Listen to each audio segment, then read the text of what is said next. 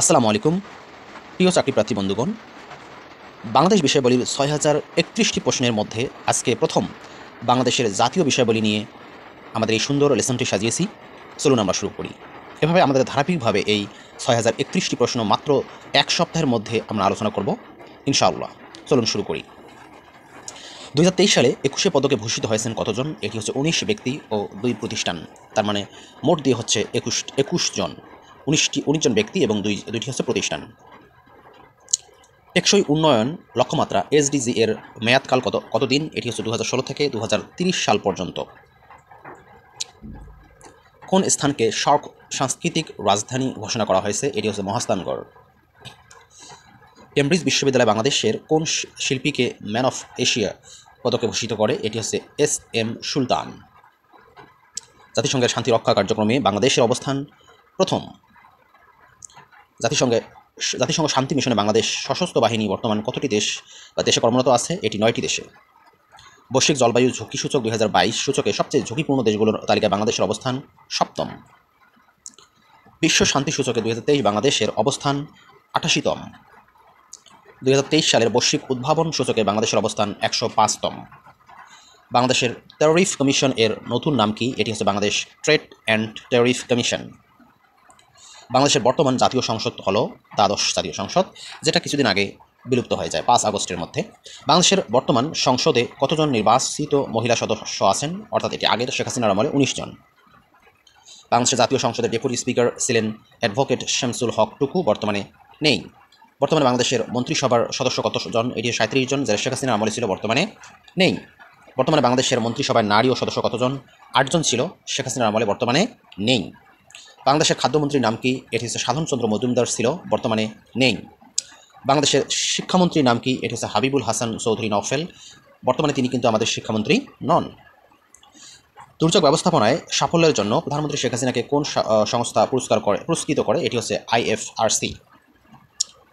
Planet 50 champion পুরস্কার কোন বিষয়ে অবদানের জন্য দেওয়া হয়? এটি হচ্ছে নারীর ক্ষমতায়নের জন্য।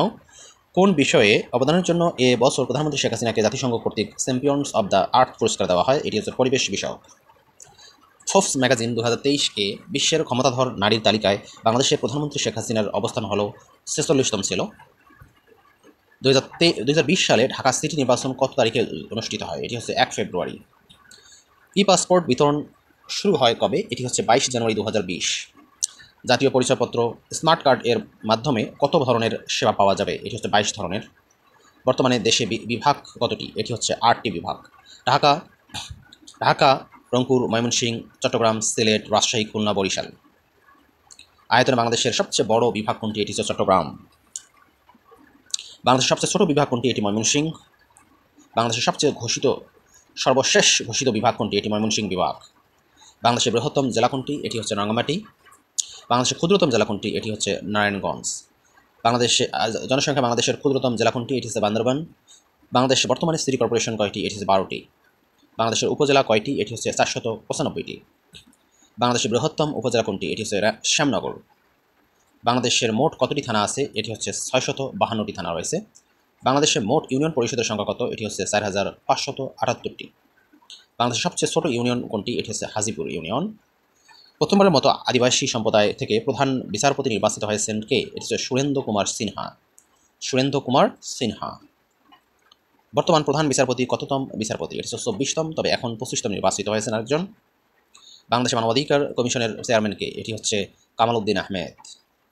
বাংলাদেশ ফুটবল ফেডারেশন বা ফুফে এর বর্তমান সভাপতি কে? এটি হচ্ছে কাজী সালাহ উদ্দিন। বাংলাদেশ অর্থনৈতিক সমীক্ষা ২০২৩ অনুযায়ী গড় সাক্ষরতার হার ৭৬.৪%। বাংলাদেশের শিক্ষার হার কোন বিভাগে বেশি? এটি হচ্ছে ঢাকা বিভাগে। বর্তমানে বাংলাদেশের সরকারি পাবলিক বিশ্ববিদ্যালয়ের সংখ্যা কয়টি? এটি ৫৮টি সরকারি পাবলিক বিশ্ববিদ্যালয়ের সংখ্যা। বাংলাদেশে কয়টি কৃষি বিশ্ববিদ্যালয় আছে? 10টি কৃষি বিশ্ববিদ্যালয় আছে। দেশে কয়টি পাবলিক বিশ্ববিদ্যালয় নাটক বিভাগ চালু হয়েছে? এটি হচ্ছে 6টি।